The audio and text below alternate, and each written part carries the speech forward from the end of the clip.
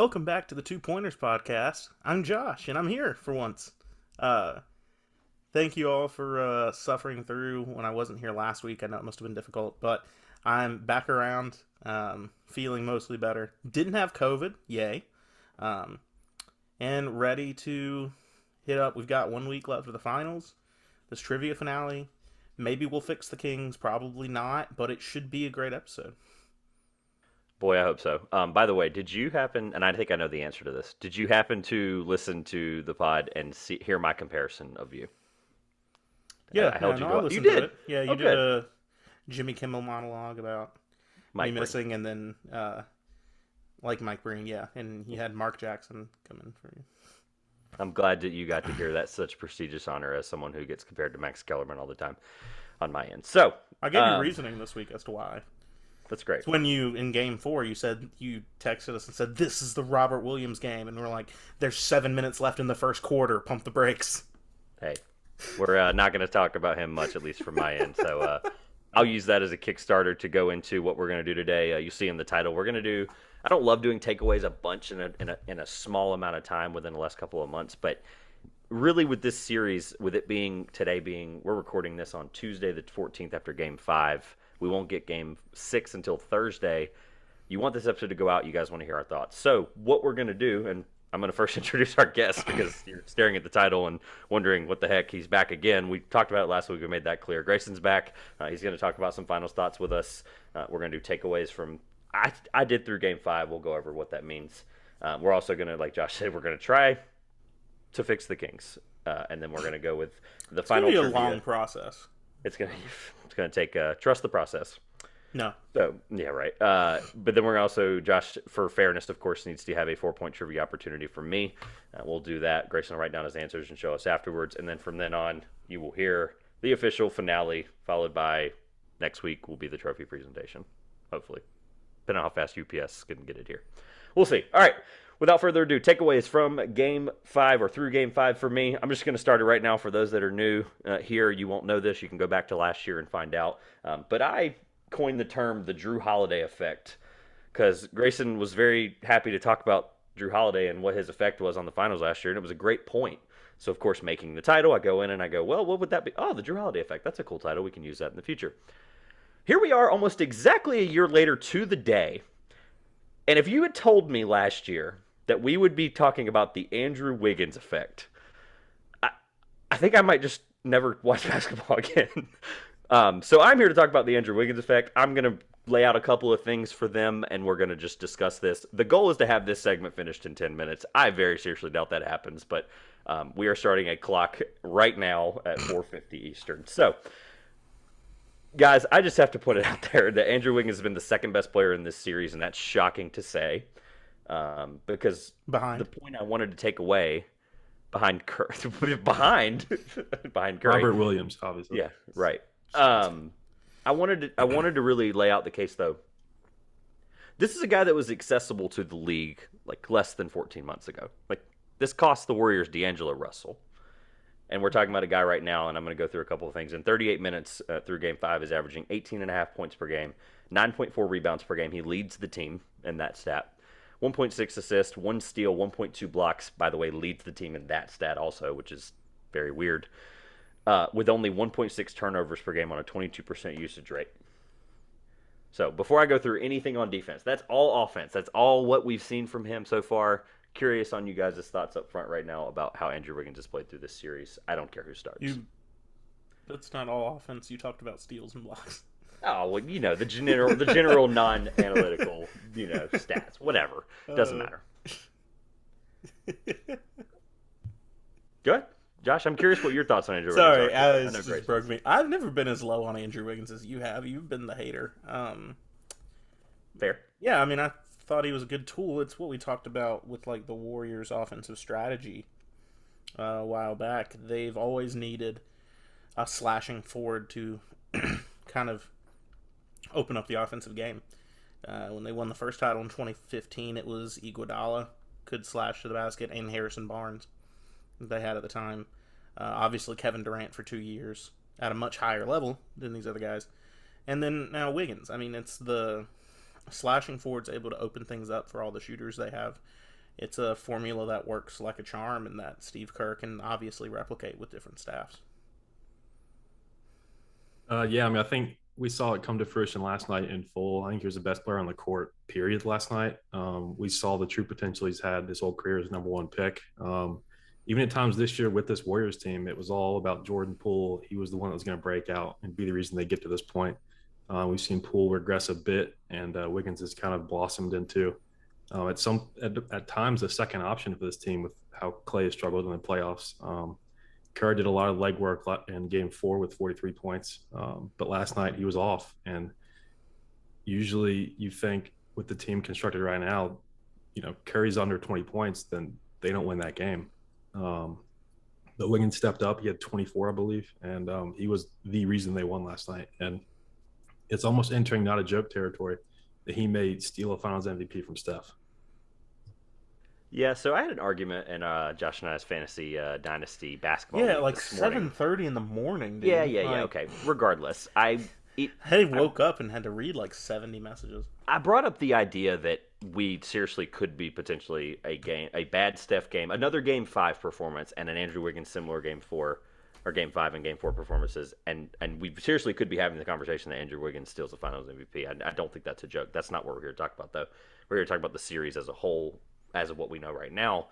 So, for me, and it's not okay. First of all, I want to lay out the thing about the Russell part of it. I want you guys to understand that, like, how I really understood this, and that, look, you can call me a hater of Andrew Wiggins all you want. There's a track record there that he was a good stats, bad team for a while. When Minnesota did win, Butler blamed things on him in Towns, whatever the case may be. There is a track record of a guy that we were holding way too high of a standard. At one point was compared to called Maple Jordan. All that stuff aside, right? He's a guy that we had high expectations for, and hasn't been a contributor on a playoff team, and now he has, right? So I know this is probably going to be a quick, easy answer, but I just want to feel better about my analysis of the situation. If these guys are swapped, if Russell's on this team and Wiggins is on Minnesota still from this trade, are the Warriors in the same position they are right now, a game away from winning another title post Kevin Durant? I think they're in the finals. I don't know if they're a game away from winning another title. He's that little bit extra. I don't think D'Angelo Russell is bad. I don't think he had Wiggins' size, which has been a big thing for the Warriors. And obviously Russell was not even the star that Minnesota thought he would be. I think a lot of people thought Minnesota probably won the trade way back when. And Russell has not been that number 2 to Karl Anthony Towns. They've been able to find Anthony Edwards to be that. But I don't think Golden State's far off, but he is that extra bit that gets you over the hump. Yeah, I think I agree with him there. I think the ceiling would still be the finals, but I don't think they're up 3-2 or have 3 wins in their pocket in this series. I think what he was able to do specifically last night to get that 3rd win, I don't know if we see that from D'Angelo Russell, especially with Steph off. So I think, like Josh said, that little bit extra that we saw again last night and most clearly to this point in this playoff run would be what put them over the top, compared to with a D'Angelo Russell in his place where they don't quite get to that height. So it was 2 things for me, and then I'll move on. It's the thought process of, and Grayson and I, without you, unfortunately, last week, Josh, we laid out the lineup case of like what the next couple games it looks like and the clutch moments there. I just don't understand how there's a rotation of, and I agree, maybe they make the finals in this case, but, and I'll point the second part here in a second, but they would have to find out a way to play Poole, Russell, Curry, and Thompson in some form or fashion. I just don't know how that would work, especially defensively. I know Clay's starting to kind of come into his form defensively. The other point I want to make about it is that they obviously avoided the Suns, but in this scenario, let's assume that the Suns move on, and I don't think they get past Phoenix if Wiggins is not out on the floor, because I think he would have been the reason they could have beaten Phoenix. I just think the hypothetical of the Russell thing is important to note that they were able to avoid. That's just one of the cool things about how the playoffs crumble sometimes. They were able to avoid Phoenix, and I think Wiggins would have obviously been a big contributor there compared to Russell, where defensively he can get play off the floor very easily. So, anything from that counterpoint there before I go to the defensive numbers of Wiggins, because I think they are important to note. There's really not much discussion on them. I just want them to be publicly known. I mean, I don't think there's a point in going into too many hypotheticals. No, things would have been different if they played Phoenix, but I mean, they didn't. Maybe. So, exactly. Like, there's a reason Phoenix didn't make it to the Western Conference Finals. So. So, really quick here, the two things about Wiggins that, and I've made it very clear, especially this year. I think that the biggest difference this year is going to be obviously the whole cliche of defense wins championships. But I think in the NBA right now, especially, we're seeing, and this draft we'll talk with the here very shortly with the draft coming up next week. There's a lot of wings, there's a lot of defenders, there's a lot of really quality players, and those guys we're seeing. I like to evaluate the draft once I'm done with my deep dives, and I like to go, who can right now I see be other than like the Ochai Agbadis of the world, who can I see right now in a couple of years being a Jay Crowder on the floor, being a Klay Thompson, being a guy that's a defender, or Andrew Wiggins in this case this year. So the reason I want to bring this up is Jason Tatum has 18 turnovers this series through 5 games, and look, that Wiggins has been the primary defender on him over That ain't gonna get it done. over 73% of the time. Andrew Wiggins is guarding Jason Tatum this series. That is astronomical for a one-on-one, a team that switches a lot, etc. What's even more important about the Jason Tatum factor, you mentioned not getting it done. He's gotten him there as best he can, but he also, with that, through 5 games this finals, there's the potential to play 2 more of these games. He's passed LeBron for the most turnovers in a single playoff run with 95. Now, he's been a great playmaker. This is not Jason Tatum slander. This is Andrew Wiggins praise. So the point I want to make here with the praise is Jason Tatum is shooting, when guarded by Andrew Wiggins, shooting 30.6% on 2-point field goals. He's 19 of 62. So to end my Andrew Wiggins effect, I think we are where we are right now because of his effect on the defensive end. I get the offensive stuff. The rebounds tie into defense. Everyone understands that. Like, you get a stop, you get the board, you go, right? The Warriors aren't playing as fast, but they're getting the boards and they're moving. I have to give full credit to Wiggins, and some of the stuff I've said in the past, whatever, right? Like the All-Star game, I get it, right? But he's shown it in a big moment when it finally mattered. So I am done. I'm excited to hear what you guys have takeaways-wise. Anything else on Wiggins, defense, anything like that before we move on?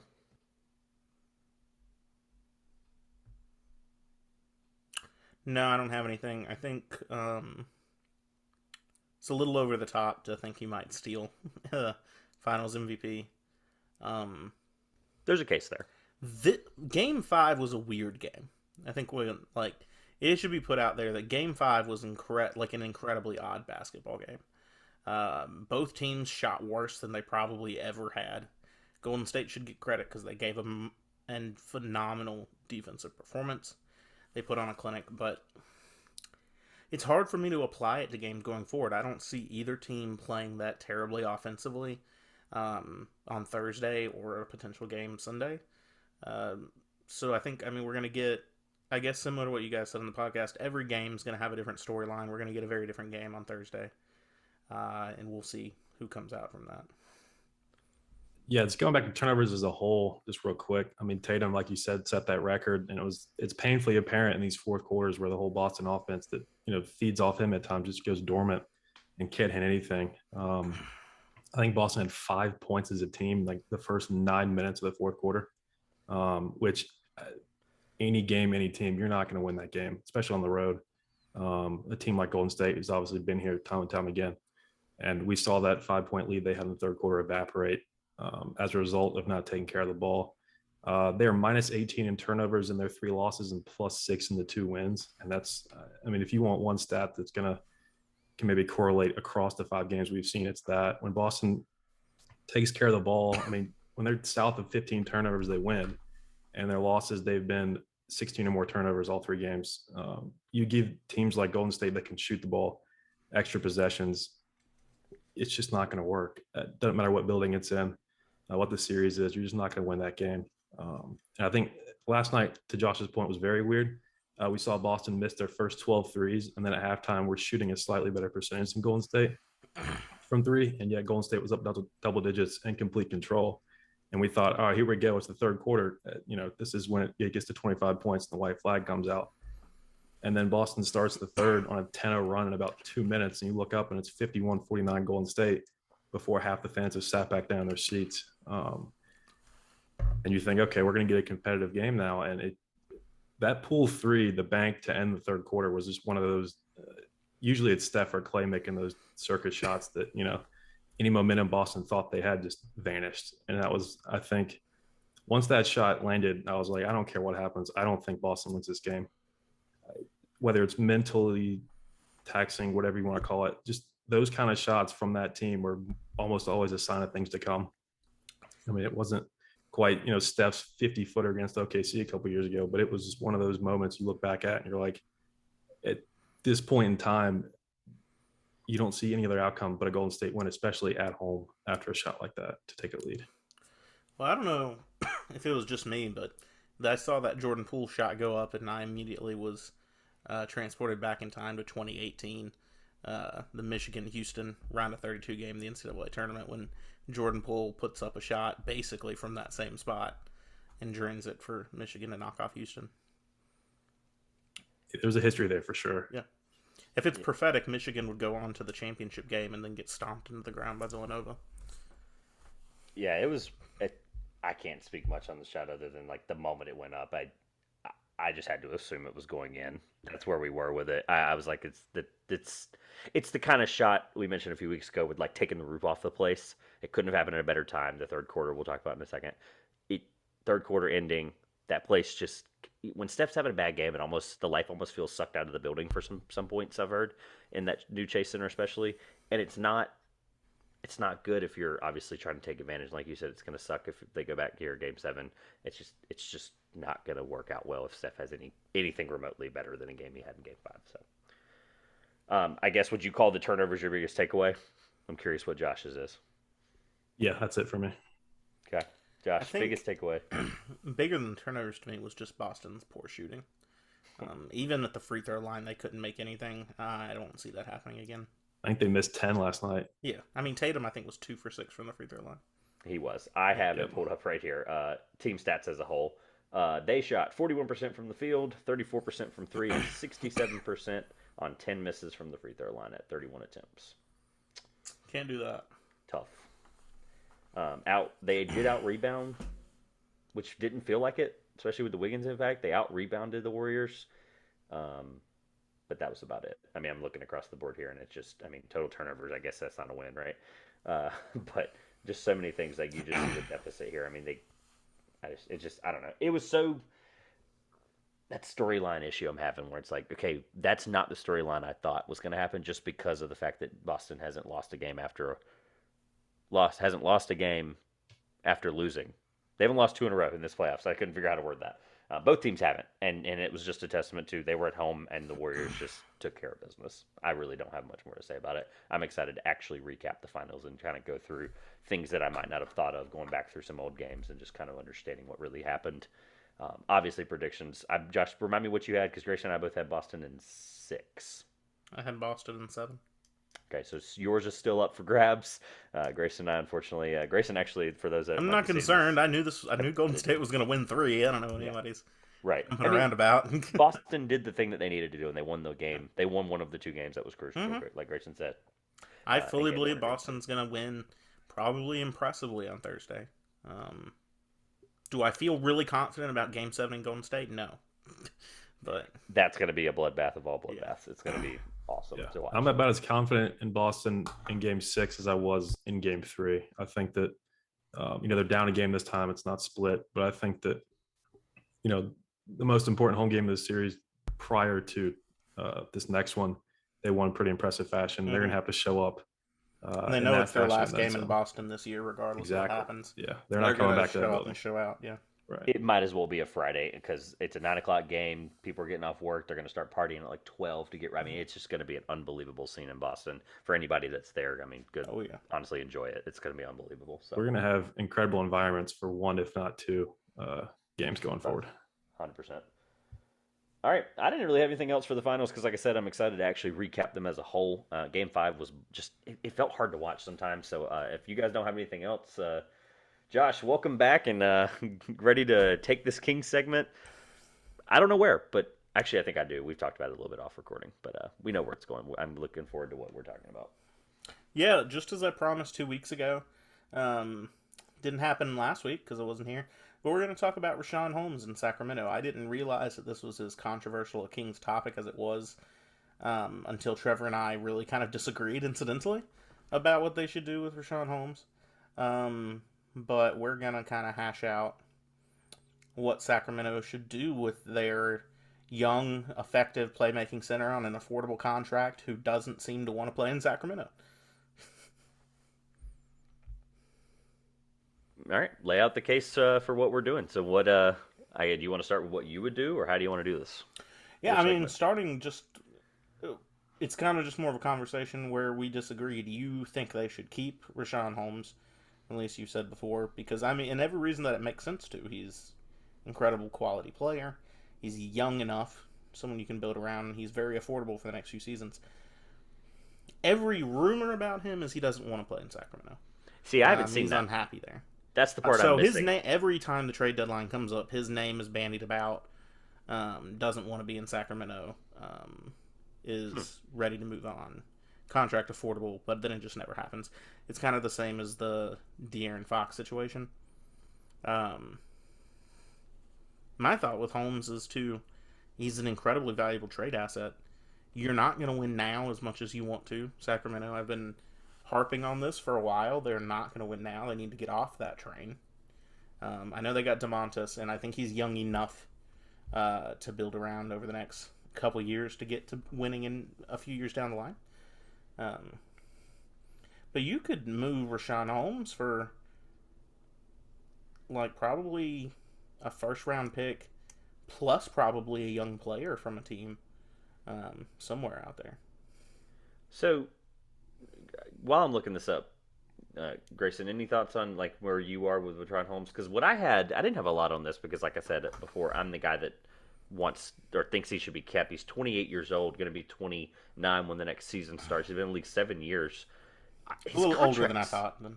Well, it doesn't matter. His contract for me is why if you move him for something better. So I wanted to, while I'm curious on Grayson's thoughts, I'm going to pull up the trade from last year with Halliburton, or I'm going to re-put it into the NBA Swap app and just see, the Pacers didn't want to pay Malcolm Brogdon, right? Or is there something there with that, and they want to move him, and then the Kings want a winning piece? So I guess I wasn't thinking anything about moving Holmes, and I'll say this before I turn it over to Grayson, is his cap hit for the next 3 years for the Kings is 10, 11, and 12 million.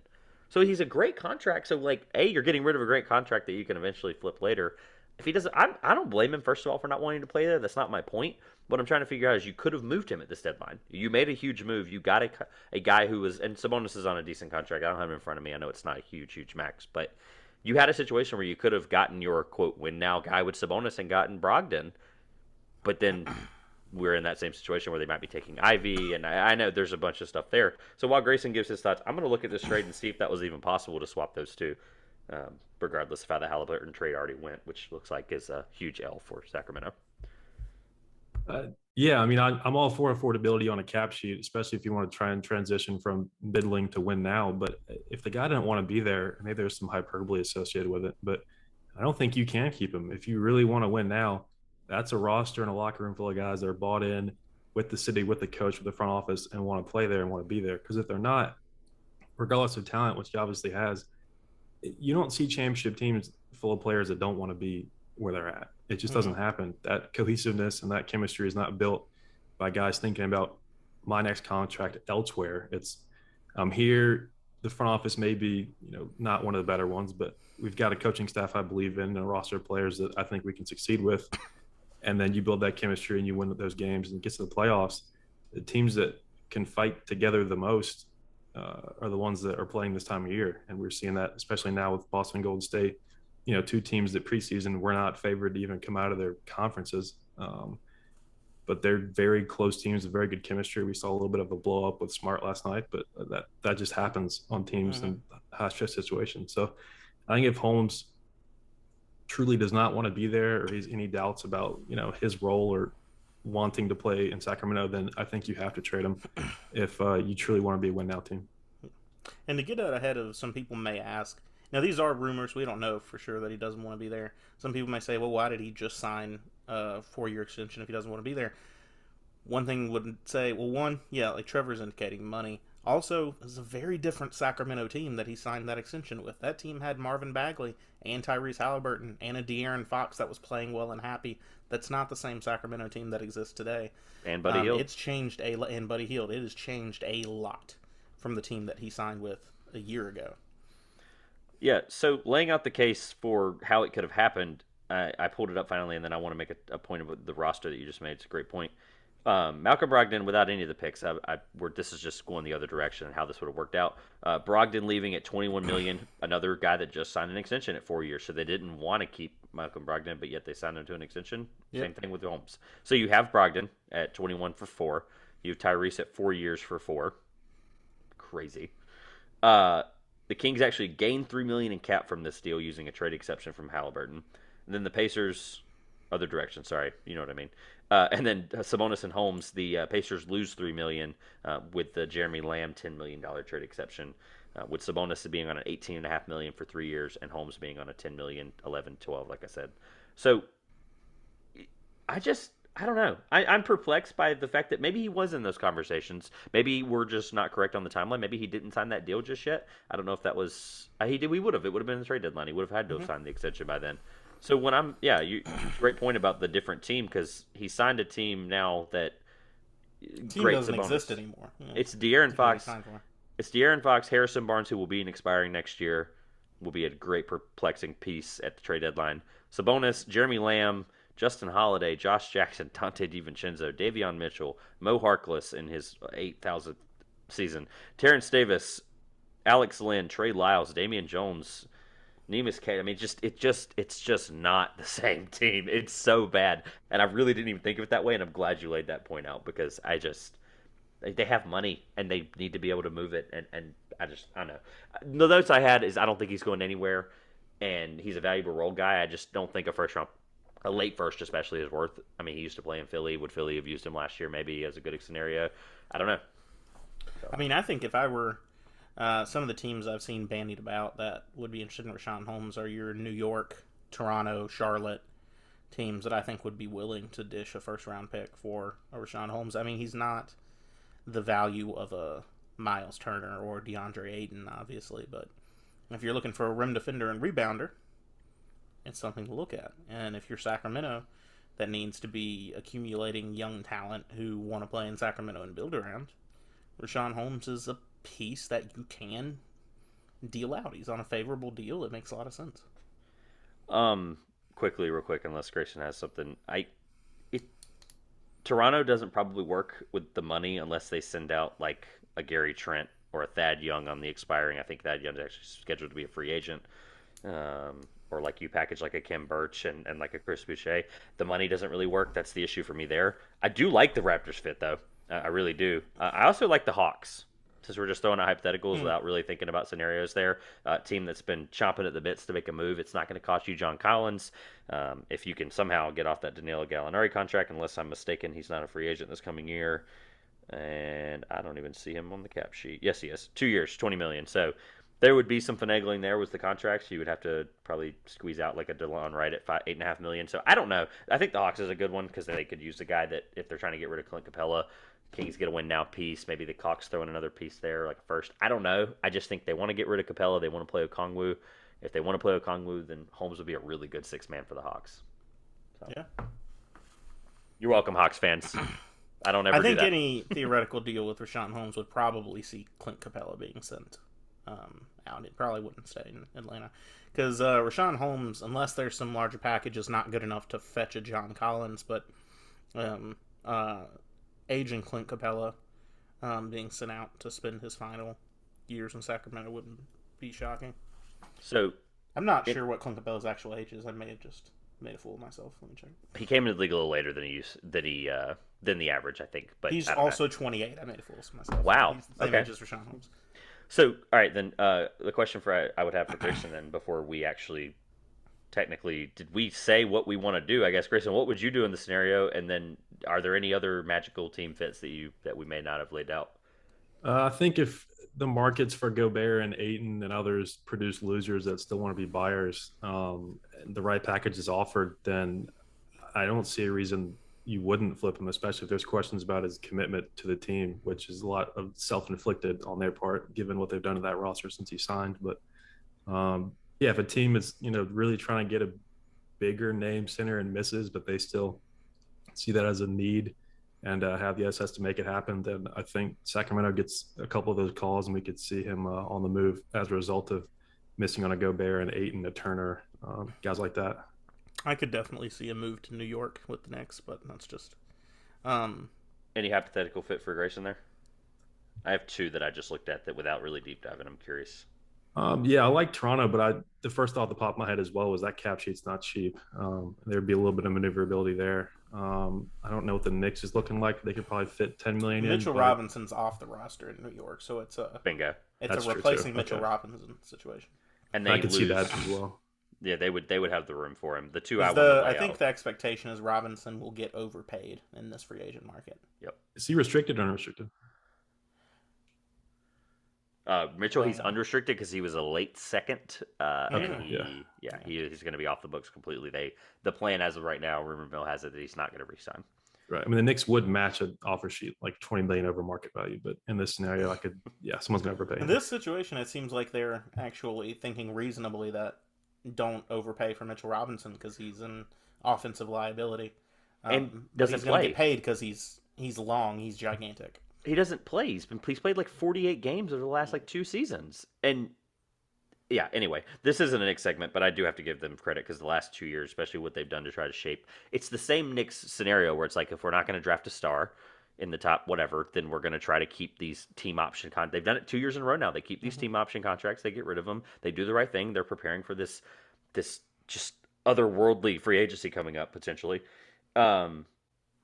I think without going too deep into it, because I'm curious like where we finally officially land on what we would do, because that's obviously the point of this segment. I don't think we've ever officially said what we would do verbatim, but I would cautiously pursue a trade, but I would not jump at a lowball offer.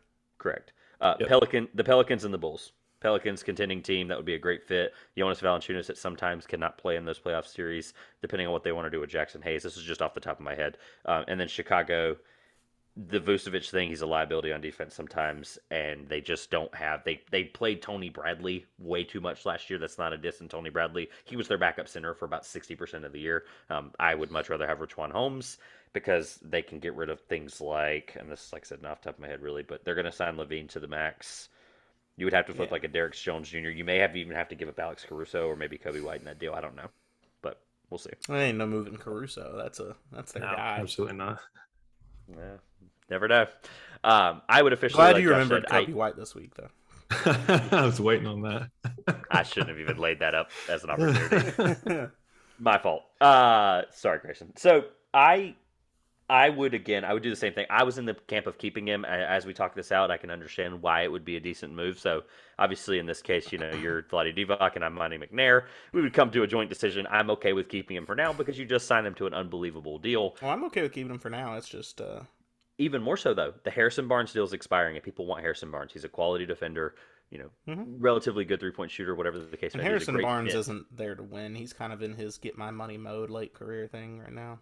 But he would be a great piece for a championship contender, and so would Richaun Holmes. So I think a good package there. I think they're going to be probably moved. All right, that'll be my big prediction for the offseason right now is I think those two get moved in a deal at the offseason to a contender or in the at the trade deadline. That's a deadline move.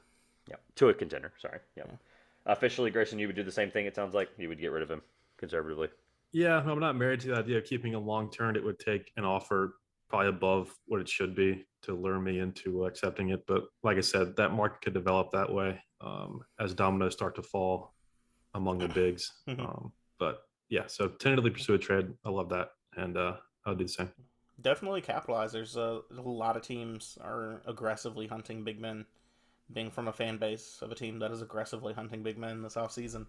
There's a lot of teams that are doing that. And so pick the bones of the losers. Hey, you could draft one and then he'd be your backup or vice versa. You never know. We'll talk about that in the coming days with the draft coming. So, shout out to NBA Swap. That app is awesome and it makes my life so much easier for this King segment when Josh brought this to me about 3 weeks ago. You can basically see cap space, the standings, like the trade exceptions, the picks, protections, all of it. It's an unbelievable app. So it's really helped me out with these situations. Gentlemen. It unfortunately doesn't stop Lakers fans from doing mock Westbrook for Hayward, Washington, and Rozier trades. And thinking that's going to fly. We don't have time. We have a trivia to get to, unfortunately. I apologize. You can have that fight on Twitter. So, gentlemen, we are here to talk trivia because this, as sad as this is, because sorry guys, you guys disappear last year. Right after trivia disappeared, we saw you all leave and come back, 2.5 months later. I'm just kidding. But they did. Yeah. So please stay. We're gonna do trivia this summer in some form or fashion, similar to how we might have done it with It's be a Evan and special Dan. off-season tournament. Yeah, see, look, talking out loud, this is good. We had Just Evan, like Silver's Evan and mid-season Dan. tournament he wants. Yeah, we had Evan and Dan on last year to do trivia in some form or fashion. Maybe bring on some other creators again. So, Josh, for the sake of being back now after 2 weeks, is obviously for fairness is going to get his own trivia to potentially get it to a bigger lead. Yada yada yada. It's a 1.5 point deficit. Is that correct?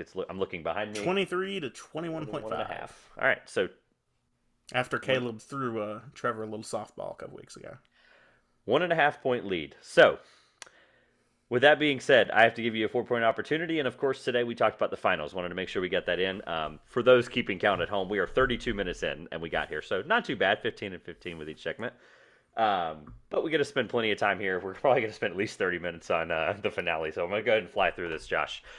You were really good about wanting to understand how the questions and the points are laid out and stuff each week. So let me get through it, and then if you have any questions, because I think you'll understand it. It's fun. It's a similar format you've had before. So 4 different questions. I haven't done this before, really. This is my first time exploring the 4 questions opportunity. Finals related trivia. In the fairness of the fact that you can still trade in hints and all that stuff, and there are 4 different questions, I don't want you to spend each question. I think you've done this to me before. I don't want you to spend all 8 guesses on one question. So two guesses per question. Okay. Which is, I think that's completely fair. You could burn a hint, then make a guess, whatever, right? Your strategy is up to you. You did that to me before. I think it's a really great way to do it, so you don't just spend 8 answers on one of the questions and we don't even get to the other ones. So 4 questions, 2 guesses each. There's 1 potential answer per, so there's no multiple answers for these. 4-point opportunity, like we said, and I will tell you right now that 2 of them are Finals MVP related, since we're getting really close to the end of the Finals, and 2 of them are in total about the Finals. So it is NBA Finals trivia. Any questions before we get started, my friend? This is going to be a fast track downhill to the finale. No, I know that you've been talking about how difficult this question was going to be lead into it, so this should be interesting. Maybe. And I'm going to reveal the answers at the end because so I don't get to know if I got it right. Negative. Well, what about if I want to give 2 guesses to a question? Well, no, if you get it right, I'm saying I'm not gonna. Oh no, you're right. Yeah, no, I can't reveal the answers. I can't reveal. I cannot reveal the answers because they are. Yeah, I can't. I'm just gonna let you. This doesn't make any sense then. You're gonna do 2 each, and I'll write them down, and we'll give the points at the end. What? Yeah, you'll see. All right. This wasn't well thought through, Grayson. Who is question number 1? As sad as this is to be doing the final official trivia, that's not a finale. Josh, who is the first player in NBA history to win multiple Finals MVP awards? Wow. Okay. That kind of sucks because the award didn't start until after Bill Russell's run of dominance. So, he might have 1. I don't think he has 2. So, I'm going to throw out Kareem Abdul-Jabbar is 1. I think he definitely would have had multiple, and that should be in that following era in the 70s. While you're thinking about your second one, I don't know if I said this or not, but Grayson is writing down his answers, and we're going to reveal his at the end just to see how he would have fared in this possible hard trivia. Since I throw 2 guesses out there, I think Kareem is the right answer. I don't have another guess beyond Kareem, so I'm going to throw Bill Russell in there just in case I'm wrong. And say Bill Russell is the other one. By the way, this was thought out. I had 2 weeks to do it. I just forgot to mention that at the very beginning because of the way this is formatted. It will make sense when we conclude. All right. Thank you for your answers. We are moving on to question number 2. This is also Finals MVP related. Only 1 player in NBA history has ever averaged less than 10 points per game and won a Finals MVP. Shoot. Who would be that player? I see Grayson looking to the sky because you might have to look to the sky to get this one. This is tough. I wanted to come prepared for this. Okay, so Iggy averaged like 10.7. Oh, you put that in today. That feels very. Do you know that for a fact? 10.7. That's pretty close. That's pretty. I read your argument about. I think it was Wiggins like 15. NBA Finals MVP. I think it I was. think 10, it was I like think it 10 15. something. I don't know. Either way, it wasn't below 10. This has got to be some late, like 60s, 70s crap. So I'm gonna ask for a hint for the first one and not make a guess. All right. So do you want to ask the question of the hint? No, Because you're gonna give me whatever you have prepared. okay, this player. I'll give you a pretty good hint. I think this is a good hint. I had this one relatively prepared. I'd be dumb to say you're correct. It's before 19 whatever. I'm not gonna do that. That's rude. I'm probably gonna bite myself, or I'm probably gonna hate myself for this. But this player has a relative that is currently coaching in the NBA. Okay. A relative is currently coaching. Correct. A relative in some form or fashion, blood related to this person in some form or fashion, that is currently coaching in the NBA.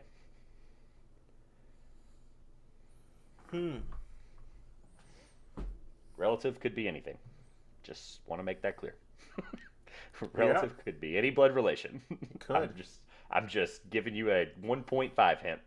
Relative could be any kind of current relation. By currently coaching, you mean currently a head coach in the NBA? Currently a head coach in the NBA, unless there was a firing that I was not aware of. Okay. I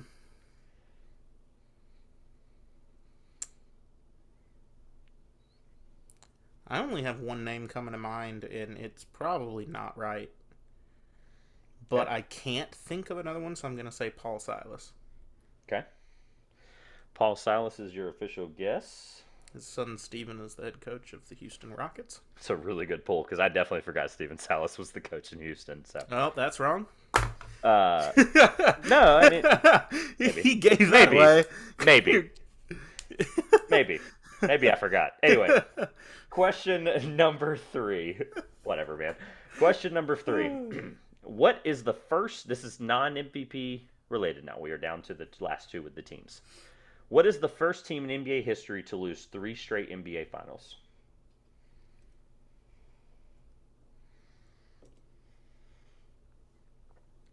Wow, you're really lose 3 in a row. You're really thinking hard about that. It got really quiet for a second. That was like eerily quiet because Josh was like, I got to get this one. Dang. Okay. That's tough. So it's not... See, a lot of the teams that got close for a while lost in their conference finals.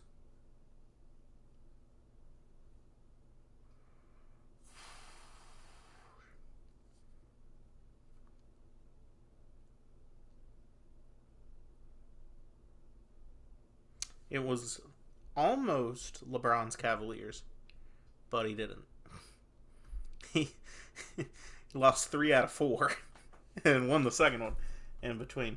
That's a very fun fact. That's a really cool fun Yeah. fact. For those that He didn't lost know in that, that's a really cool 2015, fact. won in 2016, lost in 2017 and 18. And by 2018, we were all ready to stop watching the NBA. Anyway, Yeah. all right. So, trying to think if there's anyone that was like dominant out west when Jordan's Bulls won so many. I don't know if it wasn't the same team to get there all 3 years. Utah got there a couple times. I'm going to just run it all the way back to the 60s and say the Lakers. Okay. And say that there was just a ton of Boston versus LA or Minneapolis Lakers matchups where Boston just like won over and over again. So that's guess 1. Let's throw out...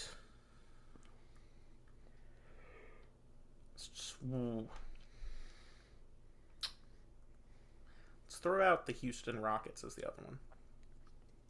Just curious on the logic there with the Rockets. They Fuck, I were like very to do it close all for a long time in the 90s when Jordan was playing before he retired, and they won twice in a row. I can't remember who the teams, I'm just guessing I'm thinking in some point maybe when they got that good back there, or maybe even in the Rudy T era, they might have come really close without ever winning. And I know they were very close, but don't have many titles. So, Yeah, it's a shame. they had a lot of talent. They had a lot of talent in the They 70s. got close and a 70s. lot, but didn't win much. So I'm just throwing it out as a possibility. I'll look that up afterwards, or I'll tweet it out just to show the 70s because I don't have that in front of me that the Rockets how many they might have made. I'm not saying whether that's right or wrong or not, but I'm saying that they did have a lot of talent in the 70s. They had like Calvin Murphy, Rudy T. They come out. I just know that the Supersonics at one point, like I don't know, they were in the West a bunch. Whatever. That might be a really good guess. I have no idea. Number 4, final question before we get to the finale or the answers and then the finale. Well, actually, I'll preface it like this. In the tone of Josh being a fan of an expansion team, which expansion team was the first to win the NBA Finals? Like they won it, like they expanded that year and won. No, the first team period that was an expansion franchise. Define expansion franchise. That's what the trivia question said when I found it. Well, no, like is ABA merging into the NBA expansion? Mm-hmm. Any expansion of any kind. But like those teams weren't expansion franchises. So they were ABA teams that joined the league. Well, they're now current teams in the NBA, so they would count towards the pool. But I guess let's just not count ABA teams because I think. Okay, so tell me who are the teams that weren't expansion franchises that are considered locked in original NBA teams? Original that were ABA. Anything that who is not considered an expansion franchise? Gotcha. Because otherwise, I'm putting this question under protest. All right, whatever. I will. If I guess an ABA team, you say no, they just joined on the merger. They didn't expand. Well, a lot of ABA teams merged and then they killed them off. Like there was a lot of teams that just 4 merged and they're all still there. Oh, okay. So then I misunderstood your question. Those count towards it as well. So ABA. I'm still going to make you just give me who the non-expansion franchises are. How am I supposed to do that? Like Google the oldest franchises? Like who are the teams that are not considered expansion? Because otherwise it's just like every team in the league is an expansion franchise. Well, this is a hard trivia question for a reason. Sorry, well, no, the rules of the question don't make any sense. You can't clarify them for me. I'm just going to tell you the original whatever NBA team. Grayson, rules disputer. Am I being ridiculous? I don't think so. I'm also confused at what stipulates an expansion team. Not that I'm going to get it right anyway, but the whole point was I don't really know. I'm not going to lie. I don't really know how to answer this question, so I'm just going to give you I don't know, the original 11 teams. I don't know. Yeah, give me the original 11. The original 11 were, and I'll even tell you who they were, who they became as previous, so they don't count as expansion. That's actually that's the way to answer this. That's a good point. All right, the original 11 is what they were called. The Knicks, the Celtics, Philadelphia becoming Golden State, so Golden State, Minneapolis becoming Los Angeles Lakers, Rochester Royals becoming Sacramento Kings. That's really cool to know that Sacramento is technically an original franchise. It makes it even more depressing. The Fort Wayne Pistons that moved to Detroit as the Detroit Pistons, the Tri-City Blackhawks that became the Atlanta Hawks. I think that's when they were in St. Louis at some point. The Syracuse Nationals that then became the Philadelphia 76ers. So all of those teams do not count towards this. That's 8. I have 11 here. Hold on.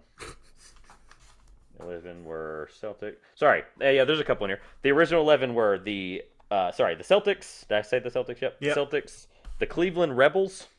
That's all it tells me. So these were the first couple teams in the NBA. Did the Cleveland Rebels become someone else? I have no idea. I don't have it in front of me. I don't know. I'm going to look that up. Cleveland Rebels. You're going to look up 3 different teams like that then because it's not. Yeah. The Cleveland Rebels, the Chicago Stags, which I do think became the Chicago Bulls. The Detroit Falcons. See, that's where this gets weird because there was already a Detroit team that became Detroit. The Toronto Huskies, the St. Louis Bombers, the Philadelphia Ironmen. See, there was, I don't know. I tried to give it to you where I was giving you the who they became. I think that made it more difficult with who the actual 11. That's way more than 3 other teams. So okay. Yeah. I'll just read the original. The Stags, teams. The Rebels. Okay, yeah, both of those folded pretty quickly. Who was the third one? Providence Steamrollers. That's a name I've heard of before. I'll tell you this: you're thinking way too hard about it because even with the help, and giving you the backstory on some of these teams that don't matter that disbanded, they are the team that expanded is a current NBA team in some form or fashion. They made it, that's No, I got that. Okay, give me a minute. The 1946 expansion from the BAA to the NBA will not matter in this. I'll just be honest with you. That's why I'm telling you that this was all for no reason, because it's not one of those teams. Which now we know who they are. I guess that's fine. But, no, I said the ABA, not the BAA. Well, the ABA we know is the Nuggets, the Rockets, right? Rockets, the Nuggets, Pacers, and Spurs. Spurs. Yep. And they, to be clear, I guess from earlier, those count because that was an expansion of the NBA. Okay, well then I've got my guess. Milwaukee Bucks. Milwaukee Bucks, and then you have one more. I know they won in 71. Which I'm just guessing 71 would be early enough, not be one of those original 8. Because Boston took so many. And when it wasn't them, the Lakers were there, the Warriors were there quite a bit. All right, so based on... Just think through some teams. Who has won titles? I'm just going through the history of the league's teams in my head to make sure I'm not misplacing anyone significant. Yeah, I'm going to go Milwaukee Bucks and Portland Trailblazers. All right.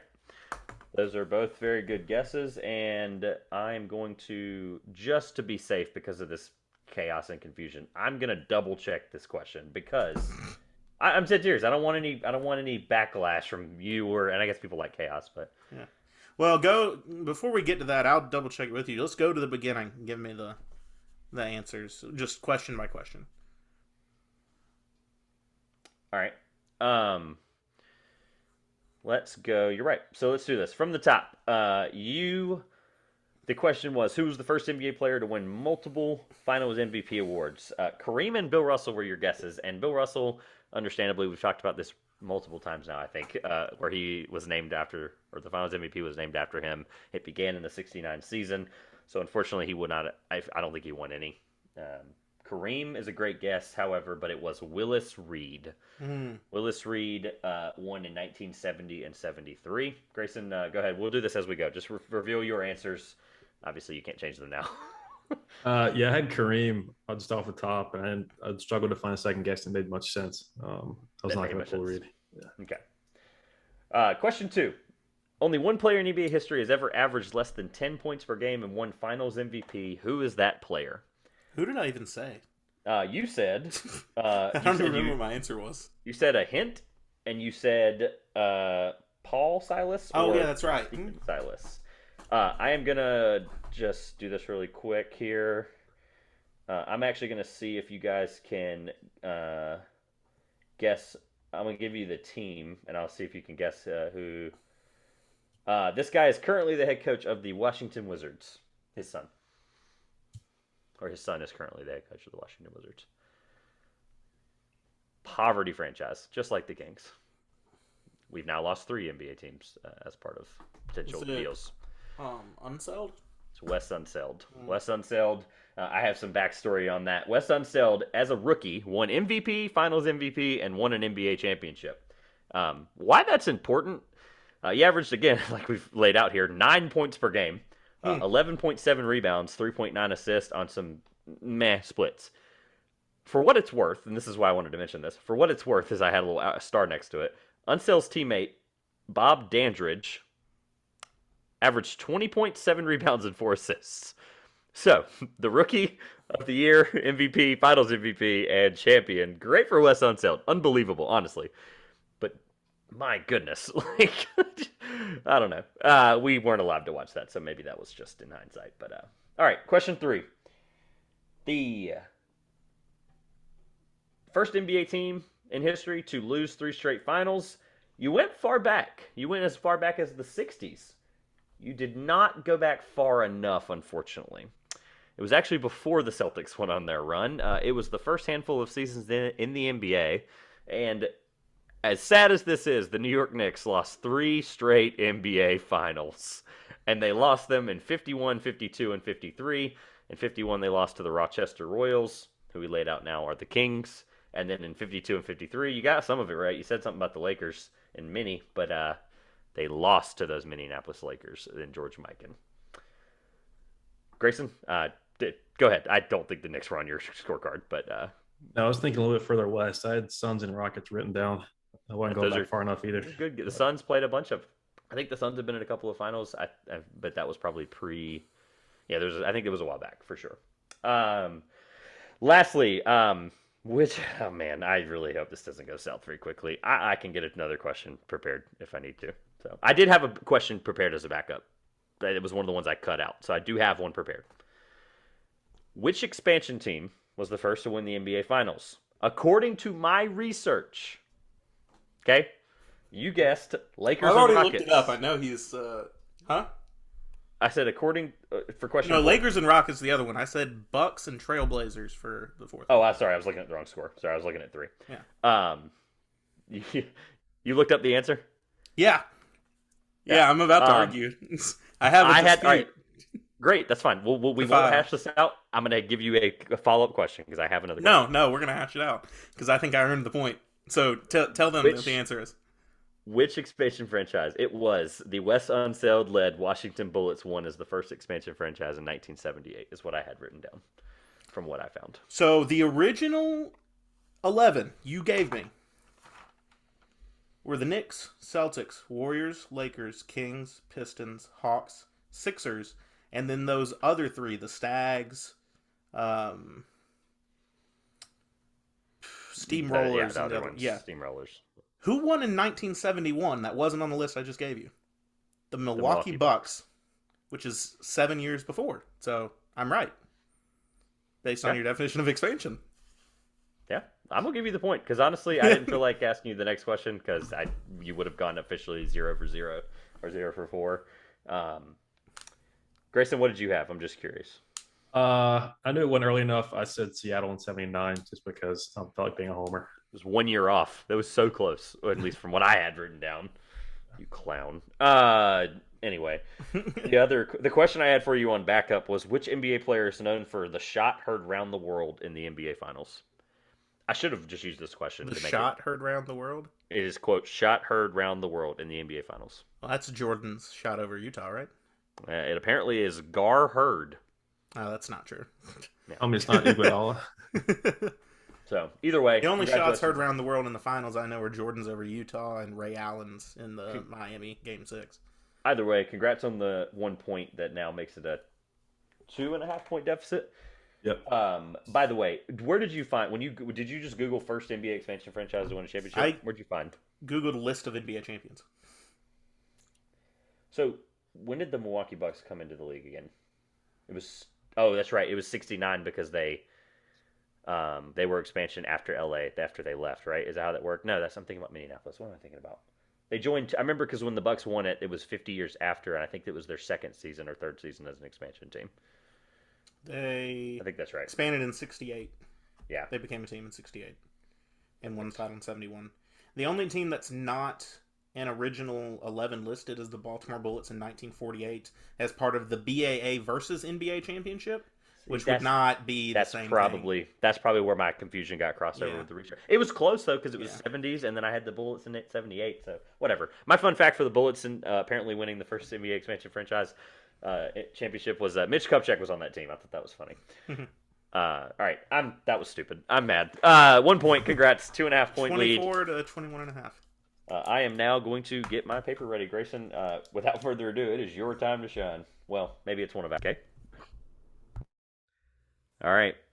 Without further ado, back now for the third time in he's been on this whole episode. What am I saying? Whatever. Third time in 6 weeks. Welcome back and ready to do the finale. As of last year, this is this is it. This is the time. I don't know what else I'm saying. Roll with it. Let's do it.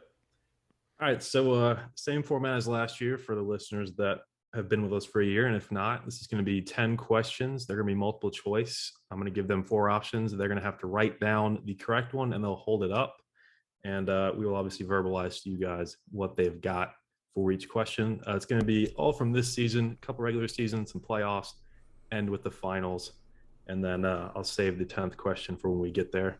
But as it stands right now, Josh is up 24 to 21.5, so 2.5 point lead with 10 points up for grabs in our finale.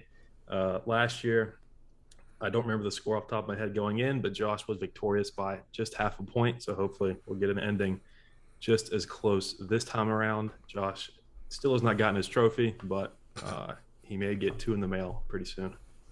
I think it's funny, by the way, before you begin. I think it's funny that the person with the half a point last year won, and now the person with the half a point this year is me. So maybe, just maybe, NBA history likes to repeat itself. Anyway, I'm ready to. Well, yeah. I mean, I on. came into the finals last year Down.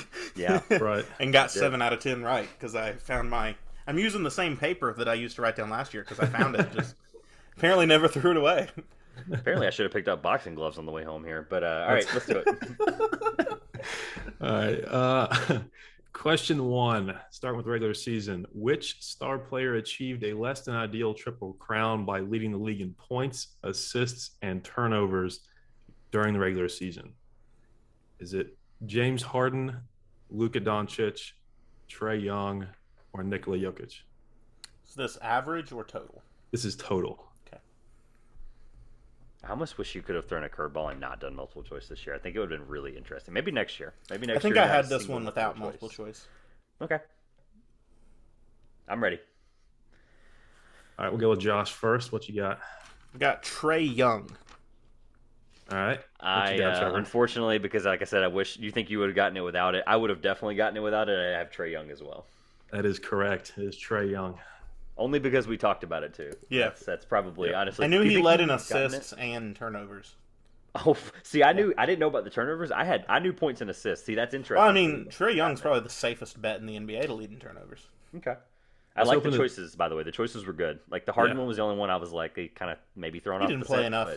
Yeah, that's what it was for me. I was hoping points would maybe throw y'all off, but yeah, no, it's good. That was good. All right. Good start for both of you. Number 2. Question 2, staying in the regular season. Last night we mentioned the Celtics missed their first 12 threes. We're going to go a little bit more positive on this one. What team led the NBA in three-pointers made total this regular season? Is it the Minnesota Timberwolves, the Golden State Warriors, the Utah Jazz, or the Charlotte Hornets? That's hilarious. It's 2 of Josh's favorite teams on there. Hey, I'm not a Jazz fan. Let's stop perpetuating this narrative. I'm ready. Oh man. Okay. I'm ready. I have a timer I have a timer of 1 hour and 2 minutes and 25 seconds. I'm going to give you until the 40-second mark. It's from our editor. Yeah. I'm writing down. Give me a second. Yeah, 5 seconds. So that's good. Okay. Trevor, show your answer first. Yeah, let's check. Go ahead, Trevor. I know this team led in attempts, so I'm pretty sure I've heard at some point that they led in makes, and I'm pretty confident it is the Timberwolves. All right, Josh, what you got? I said Charlotte Hornets because I know they were close, but I don't know if they had it. Each of these 4 teams were in the top 5, but it was the Timberwolves that led the league. Let's go. Yes. Oh, I'm so happy. All right, I'm actually writing down the score as we go, updating it line by line, 25, whatever. So 25 to 23 and a half. All right, that was the first jab I needed. Talking about boxing matches, a 10-round match. You got to get 3 more right than me, though. So I know, but that's a great start. All right, go ahead. Back to the 1.5 lead Josh entered today with prior to the trivia you just listened to. Moving on to question 3, we're going to stick with made shots. Move on to the playoffs, though. Which player shot a perfect 14 for 14 from the field in an elimination game this postseason? Was it Jason Tatum, Nikola Jokic, Chris Paul, or Steph Curry? All right, I was double checking the score because you said it was a 1 point. I think it's 25 to 23 and a half. Is that right? I've got 24, 22 and a half, but the same deficit, so it doesn't matter. Oh. You keep score. 24 to 23 and a half. No, 25 to 23 and a half. Oh, okay. It's a 1.5 point. That's what I had. Sorry. Go ahead. Reread the question because that's why I was double checking. Sorry, I was looking away completely for that. No problem. Sticking with made shots, moving on to the playoffs. What player shot a perfect 14 of 14 from the field in an elimination game this postseason? Was it Jason Tatum, Nikola Jokic, Chris Paul, or Steph Curry?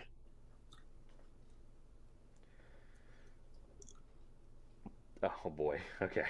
There's a loud silence there. Josh, I am ready whenever you are, and you got. I'm stuck between 2. Okay. hear the writing aggressively. Can't cut that out for those listening only. It's for the drama. All right, go ahead first since you were unsure. I said Jason Tatum. Okay, what you got, Trevor? First of all, I'm going to preface this by saying thank you, because you and I, actually, for those who don't know this, the three of us have a text thread for stuff like this, for days like this where we're doing finale and stuff like that. Grayson and I have been texting about the NBA all year. I have a couple people I text about the NBA. And Grayson is a very big fan of this guy, and I distinctively remember this game because I thought it was insane. It was one of the few games that series I was able to watch in its entirety, and it was Chris Paul. Yes, it was. Chris Paul, 14 for 14 against the Pelicans. All right. So now I'm going to make sure I just keep score correctly because I thought I had it wrong. I did. All right. Go ahead. I'm ready. I feel like the fix is in. I've been talking about these answers. I can say that. No, that was the only one where him and I talked about that game the night it happened. We haven't gotten to the Thunder questions yet, Josh. Don't worry. I don't remember. Look, for what it's worth, I don't throw in some Charlotte Hornets questions. Oh, they're coming. Trust me. I want them to get confident, and then we'll start. Yeah, right. All right. Question 4, Josh, now up half a point. Not every playoff record that we've seen broken has been for a good reason. What player set Memphis record held by Shaq by missing 10 consecutive free throws in a first-round game? Was it Nick Claxton, DeAndre Jordan, Greg Monroe, or Tristan Thompson? Just for clarity on that, because there's a lot of history in there with the Shaq part of it. Just I can tell Josh is thinking too. Read that one more time, just for the listeners as well. So Shaq held the record previously, 8 straight missed free throws. This player missed 10 in a row in a first-round playoff game. I'll give the options again real quick. Nick Claxton, DeAndre Jordan, Greg Monroe, or Tristan Thompson.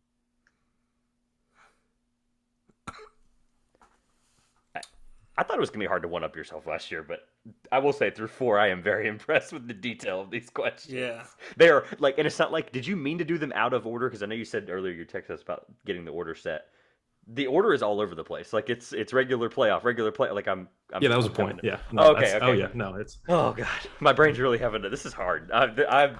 This is impressive. Josh, I would say I'm about 70% sure, so do you want to go first? No, we're alternating. You got to go first. Oh, okay, that's cool. I don't know if that was on purpose or not. I don't remember, and I was between two guys. This guy, I remember having a very poor free throw shooting game in the first round, but I don't remember if it distinctively was this guy and 10 in a row. I had DeAndre Jordan. All right, what you got, so Josh? I was between DeAndre Jordan and Nick Claxton. I kind of centered in on those Brooklyn Nets. I feel like I remember the story, but it being the other way and it being Claxton, so I said Nick Claxton. It is Nick Claxton. No, Nick Claxton. No. There we go. The lead grows back to a point and a half. I'm pretty sure DeAndre I knew he Jordan played way more than Jordan did in the series. That's right, yeah. I knew Greg Monroe, I don't know if he got on the court. He definitely didn't play enough to shoot 10 free throws. Yeah, I thought it was Jordan because I remember him having that game where I think that was a regular season game. I'm such an idiot. I still remember watching this game, seeing that graphic, and immediately putting that notes on my phone. Like, that's going to be a question, 100%. Yeah, by the way, for those that are new here, he had all year to prepare. We basically were like, hey, you're coming on again, because that was actually a really He's just good been writing questions all year. Yeah, all year. Oh, this has been, weeks and weeks and weeks. You literally, what is that? Almost 2 months ago wrote that down? Yeah, this is crazy. All right, I'm mad. All right. Josh leads by a point and a half as we enter question 5, which is the playoffs have been memorable so far, to say the least, but this player may disagree because he has been swept out of the playoffs each of the last 2 postseasons. Was it Goran Dragic, Andre Drummond, Seth Curry, or Avery Bradley? Okay.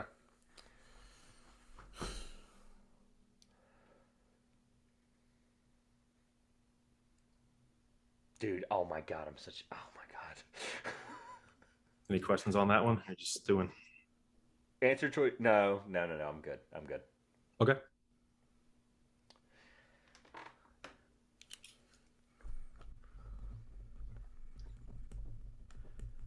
I think I have this one. I hope he wasn't moved sooner than I thought. Me too. I think we're in the same boat because I think I might have either A, misunderstood it, or B, the same thing you just said. Oh no.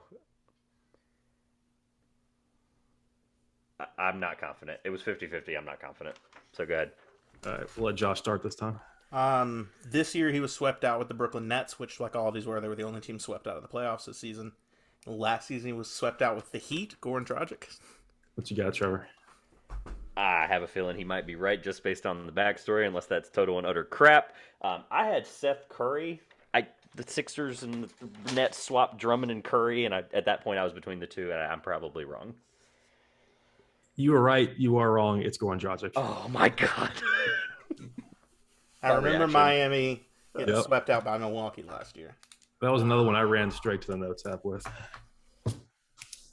Wow. Okay. Back up to 2.5. Yep. Yeah, 5 to go. I have halfway it through, Josh leads by 2.5. I have it up as 27 to 24.5. Is that right? Yeah, that'd be it. Oh, all right. All right. Question 6. Thankfully, as Josh mentioned, that was a sweep, but there's the only sweep. But for the first time since 2011, there were no Game 7s in the first round.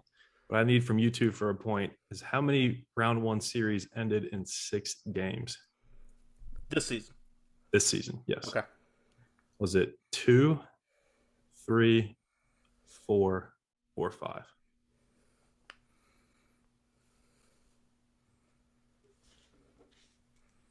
Let's get, because of the in-depthness of this question, let's get an extra 15 to 20 seconds. Yeah, no. Just for the sake of, I think Josh is thinking the same way. It's like there was so many series in the first round. I'm going to count them. Yeah. This is first round only, just to make it abundantly clear. Yeah. Still a lot of them. That's first round, most playoff games. That's the problem for me. Or most series.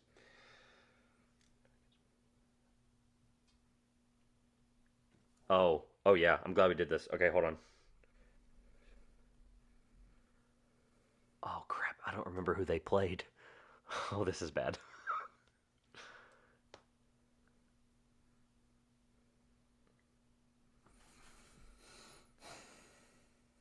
All right. I don't feel good, but I do have my answer.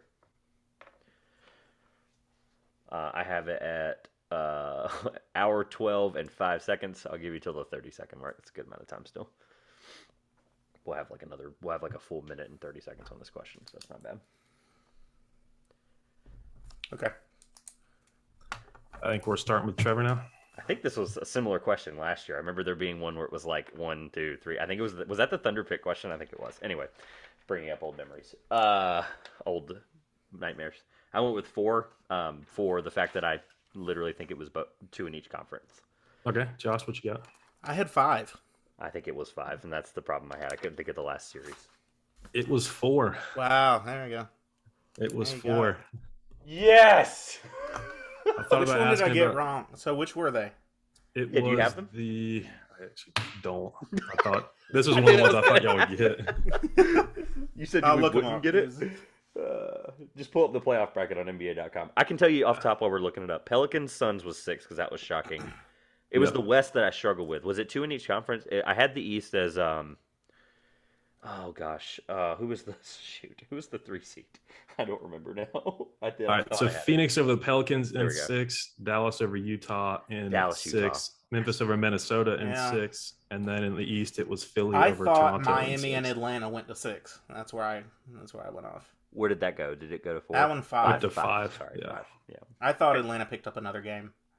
Wow. Yeah. But Philly, Toronto, yeah, Phoenix, New Orleans, Dallas, Utah, and Memphis, Minnesota. 27. 3 and 1. 3 in the West and 1 in the East. Yeah. Wow. As crazy as it is, this is a lot better for TV than I ever thought it would be.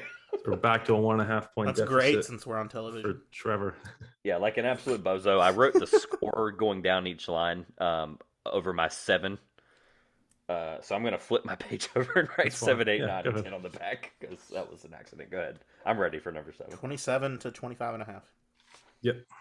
All right. Question 7. Unfortunately, no Game 7s. We had plenty of excitement to this point in the playoffs. One of the unexpected storylines was during the Grizzlies and Timberwolves playoff matchup. There's a lot of disruptive environmental protests during games. I'm going to describe 4 events. You tell me which one did not happen. Yes. Oh my! Yes! Josh knows this, and I think I do too. Hopefully.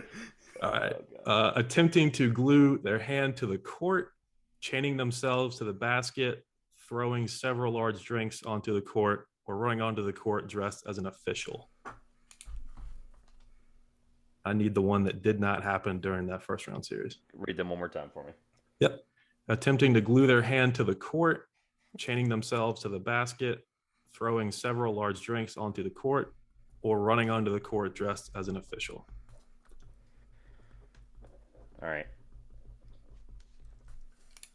I believe it's me. Yep. What you got? Josh was actually funny enough. I like to give backstory on our show so people like, because there's only an hour of content relatively per week, and Josh and I talk a lot throughout the week. It was his idea to do this segment because I wanted to talk about the Timberwolves and Anthony Edwards and do that whole rant I did. I did not really want to talk about off the court stuff. I thought it was ridiculously. I get it; it's funny, but the T-Wolves won every time this happens. I understand fully. I really do. Drinks happen all the time, and I'm pretty sure that that's not in there to throw us off the scent. I know for a fact the glue happened. I know for a fact the official happened. I'm up in the air on the basket, but they would have gotten on the floor. Drinks just seems like a poor attempt. These guys went hard to try to do this. I think Drinks is correct. Yeah, okay. I remember the other three. I was a little hazy about if the woman that ran on was dressed as an official, but I knew Trevor would answer this as Drinks, so I went the same as him just in case to not overthink it and not get it wrong. That strategy did work. That was the Drinks. That was the false one. With the official, she was tackled really before she got to kind of display that. Yeah, the video of her didn't being make it dragged off the court. Yeah, there was actually someone from security sitting about 10 feet from her and had a... not even 10. Like, he's just like... He's 3 feet away, just staring daggers at this girl. Great form tackle. She still goes up for it. Sideways before she had a foot on the court. I mean, she got to the baseline or the out-of-bounds line, and he had already hit her at that point. And she was decleated immediately. And then dragging her through the tunnel, it was revealed that she had an NBA official's uniform on. Shout out to NBA Twitter, because without NBA Twitter, that question, A, is not a thing, and B, would not be correct, because we are both on NBA, or all three of us are on NBA Twitter. So, great question. 1.5 with 3 questions to go. Trevor's got to beat me 2-1. Yeah. So we're going to shift to the finals for these next few. Question 8, 75th year of the NBA. All 75 finals have featured a player that was a New York Knick at some point in their career. The context of this question, what former Knick kept the streak alive this year in this year's NBA Finals? Was it Luke Cornett, Otto Porter, Quindary Weatherspoon, or Nick Stauskas? I'm ready when you are, Josh. I have the 25-second mark on the clock, so give you 15 Why do seconds. you get to dictate how long I get for each of these Because questions? I've got it down. I'm the only one that has a clock on our. I've got it down. How long we've been running. All right. Luke Cornett, he had a corner 3 last night. No, I'm so mad you knew that. I thought you would. Dang it! I knew it was Luke Cornett because I was so excited when I saw that stat. I was actually rooting for. The Heat had a guy, it was contrary to my prediction with the Heat Celtics, but the Heat had somebody, and I can't remember who it is now, but I went out of my way to root for the Heat because I thought that streak was going to lose, and then someone reminded me of Luke Cornett. Yeah, I was not happy to see him on the floor last night, especially when he hit the 3. I've had that question for like 3 weeks now, and I was like, you gotta be kidding me. Would you have had that, Josh, if he did not hit that 3 last night? No, absolutely not. Are you for real? Absolutely not. I would not have had that if he I knew that from months ago. I was about to turn the game off last night. I saw him hoist one. I was like, please don't go in. And of course, he drilled it. And I'm just mad because I knew it and he wouldn't have. Wow. Okay. All right. So Josh remains up a point and a half going into 20? Question 9. So our last finals question. What do you have? 28 to 26 and a half? Or 29 to 27 and a half? 29 to 27 and a half. Cool. All right, so question 9. Officiating has been a hot topic throughout the finals for mostly the wrong reasons for us as fans. I'm sure the players would agree. What player has just one more point scored than personal foul responsible for through last night's Game 5? Is it Daniel Tice, Andre Iguodala, Grant Williams, or Draymond Green? Oh my gosh. What a question. Give them to me again. Yep. Daniel Tice, Andre Iguodala, Grant Williams, or Draymond Green.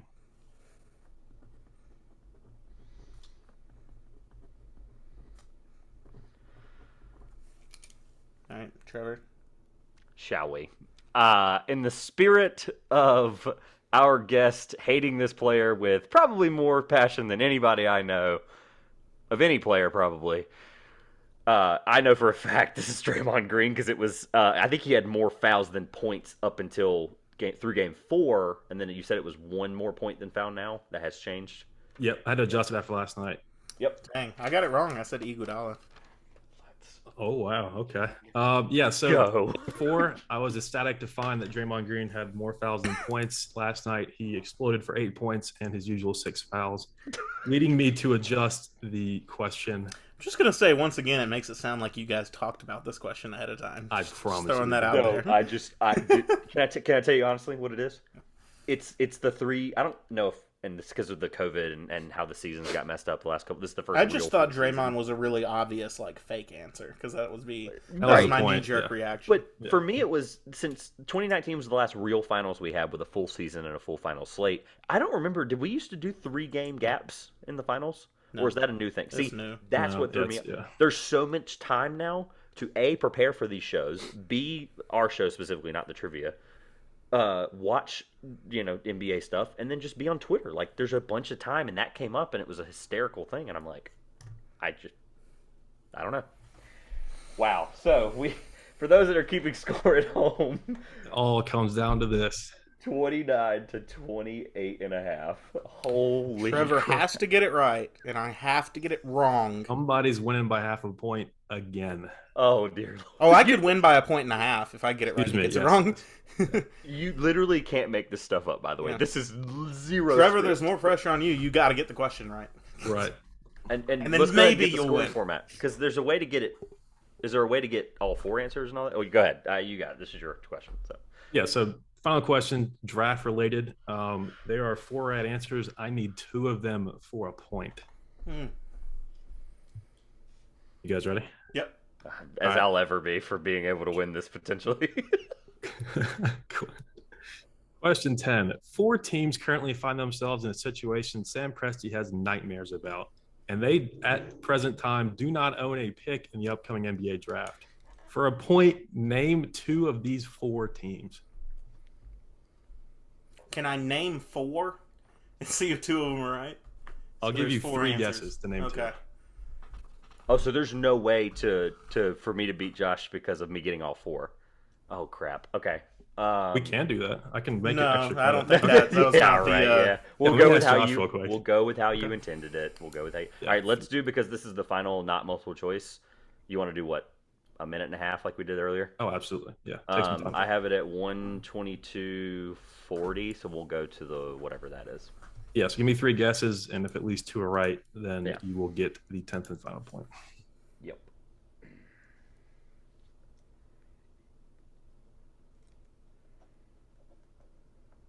We have 3 we can actually lock in 3 guesses, correct? Yep. Yeah.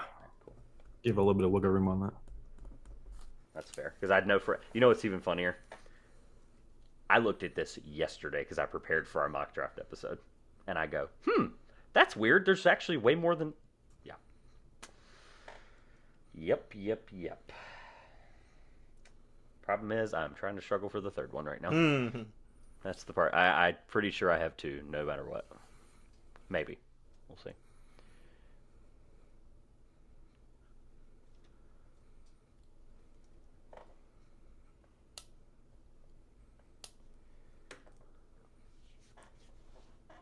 With 20 seconds left to spare, I'm going to go ahead and officially lock in my answer unless I absolutely have a light bulb in the next 15 seconds. All right. We'll let Josh finish up.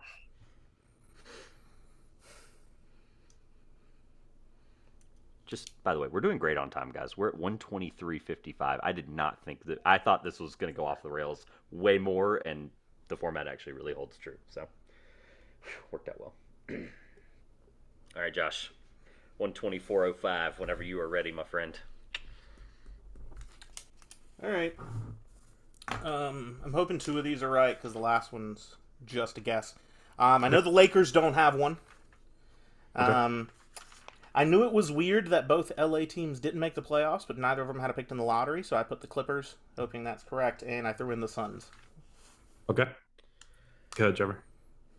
I'm really confident about two of these. I did not think about the Clippers angle with the lottery. That's a great point. I didn't do a huge deep dive of the second round just yet because we're not doing it on the mock. Just spoiler there. But I went with the Lakers officially because they definitely don't have a pick. We've made that joke 100 times. I went with the Toronto Raptors and the Utah Jazz. I am 100% sure about the Utah Jazz. The Raptors, I don't think it matters. I have to have Josh miss a point at this point. All right, so I'll start with Josh. You guys both got the Lakers, obviously. The Clippers is not correct, but the Phoenix Suns are correct, thanks to my Thunder. Let's go! Let's go! Trevor did get 2 of 3 as well with the Lakers and Jazz. Toronto was incorrect. Let's go! That was a shot in the dark. So by half a point, once again, Josh is your trivia champion. Feel like Ronaldo after some big goal. I'm glad this is visual because Trevor's not making any sounds. We're going to put this up visually just to see the disappointment. Was there any when should I expect hold on, cut it for a trophy second. in the Phoenix, hold on, it was Phoenix, Utah, the Lakers, and the Nets because they deferred the Philly first. Oh my god, I should have known that. I looked at that today.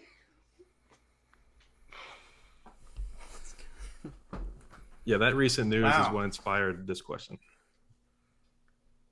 Because the Nets or Sixers were going to be without a pick as a result of that deferment. So, at the thinnest of margins. Valiant effort, Trevor. Valiant effort. I haymakered you multiple times, and I was so ready. I was so ready to just rip. I thought I'd lost it. That the Clippers wasn't right. I pulled the Suns out of thin air because I didn't have many guesses left. I didn't have seconds left. I'm never gonna. Honestly, this is gonna be like I'm trying to think of like a really bad finals loss that somebody had. That they're never gonna live down. This is it for me. Question 10 has to be loosely read the Thunder in some capacity with the draft. So. Oh, I knew you were onto something because you said it was draft related and there was no draft question yet. So I had a feeling it was. Immediately, and I think I did actually. I'll just show it since Josh spoiled it. For those that are new here, I was gonna put it in the audio of the post production of this show, but this will be our first official YouTube video live either late Wednesday, early Thursday because why not? The trivia is chaotic. I immediately, the moment you read the question, I thought it was gonna be what 4 picks do they own. I wrote them down immediately. Like they own 3 now. I had that answer as well. Yeah. It's actually only 3. We both prepared 4. For that question. They traded 1 to 34. Denver. Yeah. Denver has 30 now. I wrote 2, 12, 32, and 34 is what I thought. I thought it was. Yeah, we had 30 from Phoenix Senate to Denver for JaMychal Green this week. I had the 4 right, but it was 3 in the first. Yeah, whatever. All right. I'm gonna do the honorable sportsmanship thing since I can't shake your hand. Like 18th green where you take the hat off. No, it's okay. Put your hand down. I can't take my hat off like on the green of the Masters and shake your hand. What I'm gonna do is I'm gonna give you 30 seconds to. This is obviously a really, really, really monumental segment for our show. It's been an unbelievable year for this. I again cannot script this. If someone thinks that we script it, try to figure out the research and do it. I'd love to hear it. 30 seconds. Whatever you want to say, I obviously we'd like to still be a clean show. Go right ahead. Yeah, I mean it's what they, what they say. Rather be lucky than good. Pulled Phoenix really out of nowhere. It was really just all of the work I put in all season to accumulate these points over time. Filing the right protests to make sure I got Milwaukee point on my last opportunity today, and I just want to shout out. I guess Trevor for getting all those questions wrong throughout the middle of the season. Shout out to Caleb for making this incredibly close by letting Trevor pick up 4 points 2 weeks ago so that we had a lot of entertainment. And Grayson for putting all right, 30 seconds are up. Onto this. And it's back-to-back like Jordan, 96-97. That's what Drake said, right? So there we go. If history repeats itself, I am technically going to be Charles Barkley and the Phoenix Suns. For those who don't know, they were swept in Jordan's first championship run. So this has been the Two Pointers Podcast, I guess. I don't even know what to say anymore. I'm so mad. That was how I was going to end the episode and just have you cut it off. All right, Josh, close this. You're not closing us out. Grace, close us out. I'm done. On behalf of our now two-time champion and Trevor, I want to thank you guys again for listening to the trivia finale, and for these two for having me on again to produce once again a thrilling half-point victory in this trivia finale that has spanned the entirety of the season. Like this earlier, stick around. This will come back in some form in the off season, and yeah, looking forward to what these guys have in store as we transition to the off season after hopefully 2 more great finals games.